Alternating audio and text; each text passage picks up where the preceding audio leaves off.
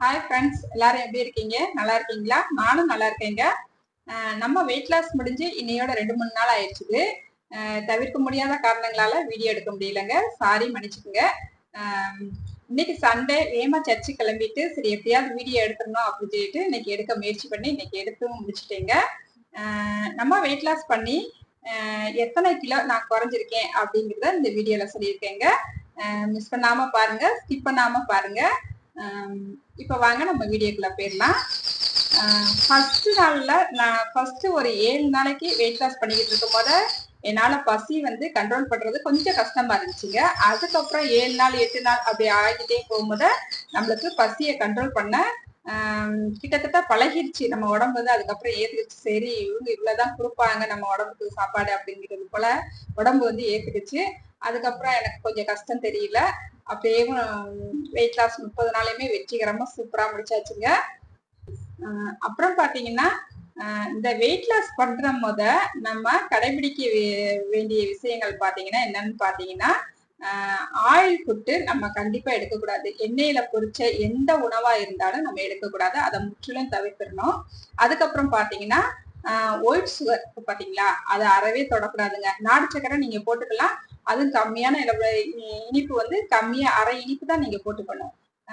அதுக்கப்புறம் பாத்தீங்கன்னா, நம்ம சாப்பிட்ற சாதத்துல கொஞ்சம் கம்மி பண்ணிக்கிறணும். சாதம்னா இவ்வளவுதான் சாப்பிட்டுக்கிறணும்.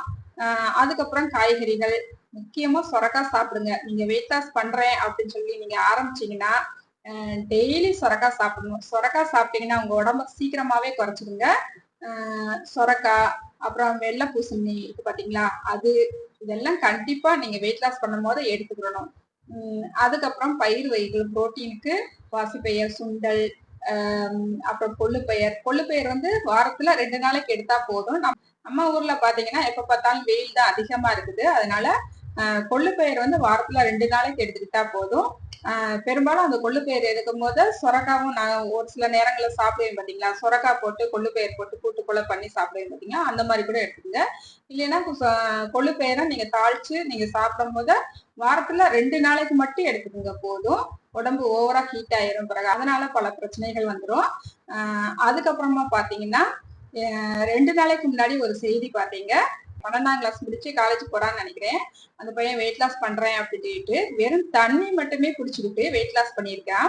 பாத்தீங்கன்னா அவன் கடைசியில ஒரு 10-20 நாள்ல இறந்து போயிடுறான். இந்த மாதிரி மட்டும் நீங்க வெயிட் லாஸ் பண்ணாதீங்க. தண்ணி மட்டும் குடிக்கிறேன், ஜூஸ் மட்டும் குடிக்கிறேன் அப்படின்னு சொல்லிட்டு தயவு செய்து வெயிட் லாஸ் பண்ணாதீங்க. அது உங்க உடம்புக்கு ரொம்ப கெடுதிங்க. அந்த மாதிரி மட்டும் வெயிட் லாஸ் பண்ணவே பண்ணாதீங்க. அதுக்கப்புறம் இன்னொரு பொண்ணு கூட ஒரு 2-3 மாசத்துக்கு முன்னாடி கூட இதுதான் இந்த மாதிரிதான் ட்ரை பண்ணி தண்ணி மட்டுமே குடிக்கிறேன் அப்படின்னு சொல்லிட்டு ட்ரை பண்ணிட்டு அந்த பொண்ணுமே இறந்து போச்சு. தயவுசெய்து நான் சொல்றேன் இந்த வீடியோ மூலமா, பெரியவங்கல இருந்து சின்னவங்க வரைக்கும் இந்த மாதிரி யாருமே ட்ரை பண்ணாதீங்க. வெயிட் லாஸ்க்கு முறையான உணவு பழக்கத்தை வச்சுக்கோங்க. டெய்லி உடற்பயிற்சி செய்யுங்க. கண்டிப்பா உங்கள் உடல் எடை குறையுங்க. நானுமே அப்படிதான் பாருங்க, சாதம் சாப்பிடுறேன், 3 தட்டுக்குமே சாப்பிடுறேன். ஆனா அளவா சாப்பிட்டுட்டு பழங்கள் சாப்பிட்டுட்டு இந்த மாதிரி இருக்கிறதுனால நம்மளுக்கு வந்து கண்டிப்பா வெயிட் லாஸ் ஆகும். இந்த மாதிரிதான் நான் செஞ்சு உடம்பை குறைச்சிருக்கேன். இதுக்கு முன்னாடி அதே போலதான் வெயிட் லாஸ் போத ஒரு 4-5 வருஷத்துக்கு முன்னாடி ஒரு தடவை வெயிட் லாஸ் பண்ணும் போத கூட நான் மதியான உணவுக்கு வெறும் சொரக்காய் மட்டும்தான் சாப்பிட்டேன். சொரக்காய் மட்டும் சாப்பிட்டுட்டு ஒரு 2 மாசம் கழிச்சு பார்க்கும் போது என்னோட எடை பாத்தீங்கன்னா 7 கிலோ குறைஞ்சிருந்துச்சு. அந்த மாதிரி நான் வெயிட் லாஸ் பண்ணிக்கிட்டு தான் இருந்தேன். அதுக்கப்புறம் நம்ம வாக்கிங் போறது ரெகுலரா பண்ணிக்கிட்டே இருந்தது கூட நான் கொஞ்சம் விட்டுட்டேன். அதனால மறுபடியும் உடல் எடை கூடிருச்சுது. இந்த மாதிரி நம்ம வாக்கிங்கை மட்டும் விட்டுறவே கூடாது. சாதத்தை கம்மி பண்ணிட்டு காய்கறி நிறைய எடுத்துக்கங்க. தண்ணி ஒரு நாளைக்கு 3 லிட்டர் குடிங்க. தண்ணி வந்து நம்ம உடம்புக்கு மிகவும் அவசியம். அதனால தண்ணி உடற்பயிற்சி செஞ்சாலும் சரி, வெயிட் லாஸ் பண்றேனாலும் சரி, யாருனாலும் சரிங்க, நார்மலாவே ஒரு நாளைக்கு 3 லிட்டர் தண்ணி எல்லாருமே குடிக்கணுங்க. நம்ம உடம்பு, நம்ம தோல் பகுதியெல்லாம் ஒரு சிலருக்கு வந்து ரொம்ப சுருங்கிரும், வறண்டு போய் கிடக்கும். அந்த மாதிரி வந்து தண்ணி நம்ம உடம்புல தண்ணி சத்து குறைவா இருக்கிற நேரம் அந்த மாதிரி நம்மளுக்கு ஏற்படுங்க. அதனால எல்லாருமே ஒரு நாளைக்கு 3 லிட்டருக்கு தண்ணி குடிங்க, ரொம்ப நல்லதுங்க.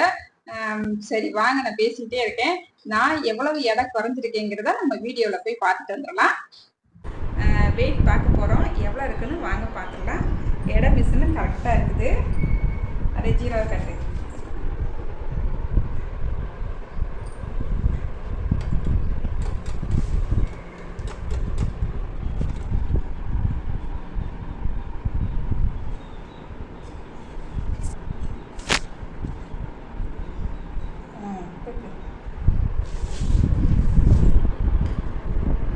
ஃப்ரெண்ட்ஸ், 75 கிலோ இருக்கிறேன். 30 நாளில் 5 கிலோ குறைஞ்சிருக்கேன். ரொம்ப சந்தோஷமாக இருக்குங்க. தொடர்ந்து வெயிட் லாஸ் பண்ணணும்னு நினைக்கிறேன். சரி வாங்க பார்ப்போம். 30 நாளில் நான் 5 கிலோ குறைஞ்சிருக்கேங்க. ரொம்ப சந்தோஷமாக இருக்குது. இது வந்து நம்ம மொத்தமா நிறைய ஒரு மாசத்துல ஒரு சிலர் சொல்லுவாங்க, வீடியோ போடுவாங்க, நான் ஒரு மாசத்துல 10 கிலோ குறைச்சேன், 15 கிலோ குறைச்சேன் அப்படின்லாம் சொல்லுவாங்க. அந்த மாதிரி நம்ம கண்டிப்பா உடல் எடை குறைக்கவே கூடாதுங்க. அது நம்ம குறைச்சிட்டு விட்டுட்டு மறுபடியும் ஒரு 10 நாள்ல பாருங்க சட்டுன்னு கூடிரும். அதை மெயின்டைன் பண்றது ரொம்ப கஷ்டம். உடம்புமே ரொம்ப வீக் ஆயிரும். ஒரு சிலர் வந்து இந்த உடல் எடை குறைக்கிறேன்னு சொல்லிட்டு சரியா சாப்பிடாம செய்யாம இருந்துட்டு அதுக்கப்புறமா உடல் எடை குறைச்சிட்டு சில நாட்கள் அப்புறம் பாத்தீங்கன்னா அவங்களுக்கு இந்த தலை சுத்து, தலைவலி, இந்த மாதிரி பல பிரச்சனைகள் வரும். மெயினா அல்சர் பிரச்சனை வந்துடும். இந்த மாதிரி பல பிரச்சனைகள் வரும். இந்த மாதிரி எல்லாம் இல்லாம நேரத்துக்கு சாப்பிடணும்.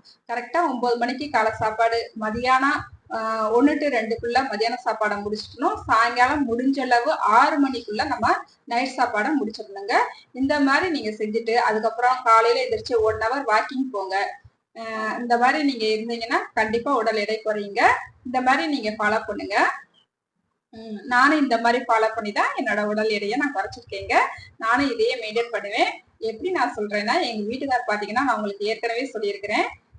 அவங்க பாத்தீங்கன்னா இப்ப கிட்டத்தட்ட ஒரு 10-15 வருஷமாவேவும் அதே 70 கிலோல தான் இருக்காங்க. டெய்லி காலையில 1 hour வாக்கிங் போவாங்க. அவங்க வந்து டயட்லாம் அப்படியெல்லாம் மெயின்டைன் பண்றது கிடையாது. எப்பயும் சாப்பிட்ற சாப்பாடுக்கு தான். ஆனா வாக்கிங் வந்து 1 hour போவாங்க. அதனால உடல் எடை குறையவும் இல்ல, கூடவும் இல்ல, அப்படியே மெயின்டைன் பண்றாங்க. ஏன்னா கொஞ்ச நாள் எனக்கெல்லாம் ஒரு சில நேரத்துல பார்க்கும்போது கொஞ்சம் பொறாமையா தான் இருக்கும். இவங்க மட்டும் குறையவும் மாட்டாங்க, கூட மாட்டாங்க. நம்ம அடிக்கடி கூடுறோம் குறையிறோம். நம்மளும் நம்ம வீட்டுக்கார் போல டெய்லி வாக்கிங் போகணும்னு முடிவு பண்ணியிருக்கேங்க. சரிங்க, இந்த வீடியோ உங்களுக்கு பிடிச்சிருக்குன்னு நம்புறேங்க. இந்த வீடியோ உங்களுக்கு பிடிச்சிருந்தா மறக்காம லைக் அண்ட் ஷேர் பண்ணுங்க. புதுசா பாக்குறவங்க என்னோட சேனலை லைக் பண்ணுங்க, ஷேர் பண்ணுங்க, சப்ஸ்கிரைப் பண்ணுங்க. அடுத்த ஒரு வீடியோல பார்க்கலாங்க. பாய்.